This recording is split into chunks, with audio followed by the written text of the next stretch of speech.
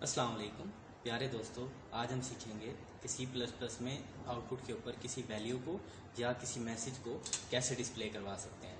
तो उसके लिए cout की कमांड को किस तरीके से यूज़ करें कि हमारी इस वेरिएबल की वैल्यू जो है वो आउटपुट के ऊपर डिस्प्ले हो जाए या कोई मैसेज जो है वो आउटपुट के ऊपर डिस्प्ले हो जाए। तो उसके लिए जो है वो हम प्रैक्टिकल परफॉर्म करने के लिए चलते हैं स्क्रीन की तरफ।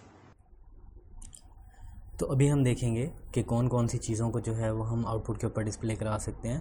तो एक तो हम जो है किसी वेरिएबल की आउटपुट यानी कि किसी वेरिएबल में जो भी हमारा आंसर आया है या जो भी हम किसी वेरिएबल के अंदर क्या वैल्यू मौजूद है उसे आउटपुट पे डिस्प्ले कराना चाह रहे हैं तो हम cout की कमांड यूज़ करते हैं उसके लिए। अगर हम किसी मैसेज को आउटपुट के ऊपर डिस्प्ले करवाना चाह रहे हैं तो हम उस मैसेज को किस तरीके से जो है वो cout यूज़ करके आउटपुट के ऊपर डिस्प्ले करवा सकते हैं। और अगर हमें किसी लाइन की स्पेस चाहिए तो हम किस तरीके से जो है उसे आउटपुट के ऊपर डिस्प्ले करा सकते हैं। तो सबसे पहले हम देखते हैं कि किसी वेरिएबल को अगर हमने आउटपुट के ऊपर डिस्प्ले करवाना है तो हम कैसे करवा सकते हैं। तो अगर cout लिखेंगे और उसके आगे अगर हम ये ऑपरेटर लगा के इसके आगे हम वेरिएबल का नाम लिख दें जिस वेरिएबल की आउटपुट को हम डिस्प्ले कराना चाह रहे हैं, तो हमारे पास उस वेरिएबल की आउटपुट जो है वो डिस्प्ले हो जाएगी। जैसे ये कमांड अगर हम इस तरीके से लिखें cout और उसके आगे वेरिएबल नेम लिख दें तो ये यूज़ होती है वेरिएबल की वैल्यू को डिस्प्ले करवाने के लिए। इसी तरीके से अगर हम किसी मैसेज को डिस्प्ले कराना चाह रहे हैं आउटपुट के ऊपर तो हम उस मैसेज को इन्वर्टेड कॉमास के अंदर लिख देंगे। फॉर सपोज मैं चाह रहा हूँ कि भाई मेरा नाम जो है वो आउटपुट के ऊपर डिस्प्ले हो जाए, तो मैं इन्वर्टेड कॉमास के अंदर अपना नाम लिखूँगा और cout के आगे इस तरीके से इस सिंटैक्स में लिख दूँगा तो मेरा नाम जो है वो आउटपुट के ऊपर डिस्प्ले हो जाएगा। तो ये वाली जो cout की कमांड है जो कि इन्वर्टेड कॉमास के साथ या कोट्स के साथ यूज़ हो रही है, इसे जो है हम मैसेज डिस्प्ले करवाने के लिए यूज़ करते हैं। इसी तरीके से अगर मुझे कोई लाइन जो है वो आउटपुट के ऊपर खाली लाइन प्रिंट करवानी है, मैं चाहता हूँ कि एक लाइन का गैप आ जाए बीच में, तो अगर मैं cout के आगे एंड एल लिख दूँ तो पहली लाइन जो है वो खाली रहेगी और मेरा कर्सर जो है वो दूसरी लाइन में चला जाएगा। तो cout अगर एंड एल लिख दें तो आउटपुट जो है वो एक खाली लाइन जो है वो आउटपुट के ऊपर डिस्प्ले हो जाएगी। तो ये यूज़ होती है प्रिंट न्यू लाइन करने के लिए। तो इसकी एक एग्जांपल देख लेते हैं। तो सबसे पहले हम क्या करते हैं, हम ए में एक वैल्यू असाइन कर देते हैं 5 और हम कहते हैं कि cout a।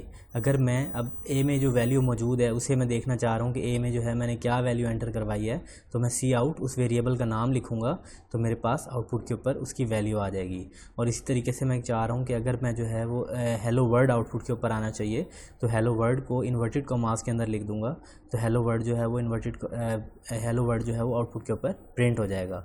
तो जब हम इस प्रोग्राम को रन करेंगे तो क्योंकि मुकम्मल एग्जांपल नहीं है, सिर्फ हमने पीस ऑफ कोड लिया है बीच में से, तो जब हम इस प्रोग्राम को रन करेंगे तो इसकी आउटपुट कुछ इस तरह की आएगी कि जो पहले हमने cout a लिखा है उससे हमारा 5 जो है वो आउटपुट के ऊपर डिस्प्ले हो जाएगा और जो दूसरी लाइन में हमने cout हेलो वर्ड लिखा है उससे हमारा आउटपुट के ऊपर हेलो वर्ड जो है वो डिस्प्ले हो जाएगा।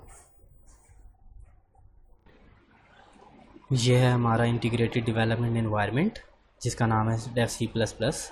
तो C++ के जितने भी प्रोग्राम्स होंगे वो हम इसके ऊपर जो है वो कंपाइल एंड रन कर सकते हैं। तो सबसे पहले जो है वो हम अपनी एक न्यू फाइल ओपन करते हैं, एक न्यू सोर्स फाइल। ठीक है, तो सबसे पहला जो स्टेप होगा इसमें वो हमारे पास होगा, हम इसके अंदर जितनी भी लाइब्रेरीज़ हैं उनको इंक्लूड करवाएंगे। ये पहली लाइब्रेरी है conio.h और दूसरी लाइब्रेरी है iostream।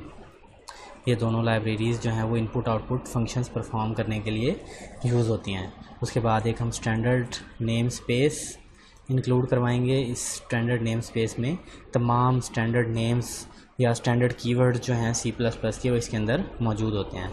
तो मेन के अंदर आके हम अपना जो है वो प्रोग्राम लिखना स्टार्ट करेंगे। तो cout के मैंने बताया था कि दो वेरिएंट्स हैं। cout जो है वो हम दो तरीक़ों आउटपुट को डिस्प्ले करता है, दो तरीक़ों से।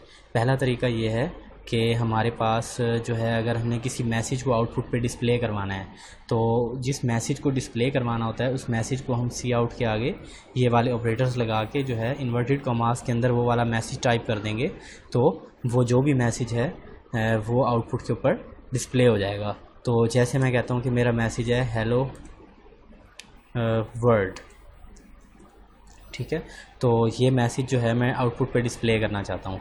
तो ये मैसेज अगर मैं आउटपुट पे डिस्प्ले करना चाहता हूँ तो मुझे जो है वो cout और हेलो वर्ड को इन्वर्टेड कॉमास में लिखना है तो ये आउटपुट के ऊपर आ जाएगा। तो इसके आगे जो है मैं एक सेमी कॉलन लगा दूंगा। सेमी कॉलन जो है वो यूज़ होता है टर्मिनेशन के लिए। किसी भी स्टेटमेंट को, किसी भी लाइन ऑफ कोड को अगर हमें टर्मिनेट करना है और हम उसके बाद नेक्स्ट स्टेटमेंट लिखना चाह रहे हैं तो हम पहली स्टेटमेंट के बाद सेमी कॉलन लगा देंगे, जिससे हमारे कंपाइलर को पता चल जाएगा कि यहाँ पे स्टेटमेंट एंड हो गई है, इसके बाद हमारी नई स्टेटमेंट स्टार्ट हो रही है। तो ये हमारा एक बिल्कुल बेसिक सा प्रोग्राम है सी आउट करने के लिए, जो कि एक मैसेज को डिस्प्ले करवाएगा। तो हम इसे जो है वो कंपाइल करके देखते हैं कि इसमें कोई एरर आ रहा है या नहीं आ रहा। तो कंपाइल करके जो है सबसे पहले इसे हमें सेव करना पड़ेगा। हम इसे जो है वो सेव इसी नाम से कर लेते हैं, मैसेज डिस्प्ले के नाम से, ठीक है। तो मैसेज डिस्प्ले के नाम से इसे सेव कर लेते हैं। तो ऐसे सेव किया तो ये कंपाइल हो रहा है। कंपाइल हुआ तो देखें इसमें किसी किस्म का कोई एरर नहीं है। यहाँ पे देखें एरर भी ज़ीरो हैं और वार्निंग्स भी ज़ीरो हैं, ठीक है। तो अब जो है हम इसे रन करते हैं तो देखेंगे कि जो भी हमने यहाँ पे मैसेज टाइप किया है वो हमारा आउटपुट के ऊपर डिस्प्ले हो जाएगा। तो ये देखें F10 से भी रन कर सकते हैं, यहाँ से इस बटन से भी रन कर सकते हैं। रन करेंगे तो हमारे पास देखें जो हमने हेलो वर्ल्ड टाइप किया था, जिस चीज़ को हम डिस्प्ले करवाना चाह रहे थे, जिस मैसेज को, वो एज़ इट इज़ यहाँ पर आउटपुट के ऊपर डिस्प्ले हो गया। तो ये था हमारा फर्स्ट वेरिएंट आउटपुट को डिस्प्ले करवाने के लिए।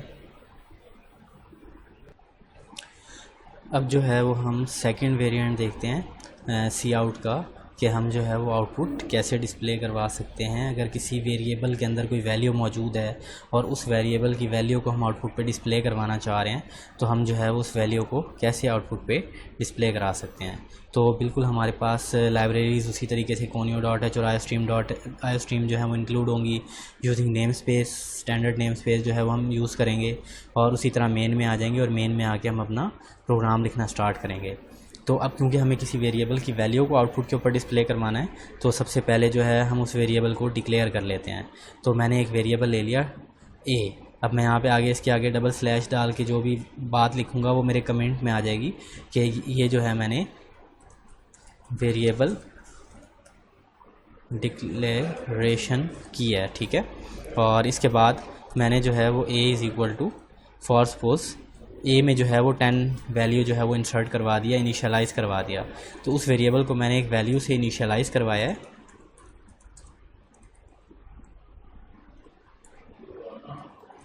तो मैंने वेरिएबल इनिशियलाइज़ करवा दिया।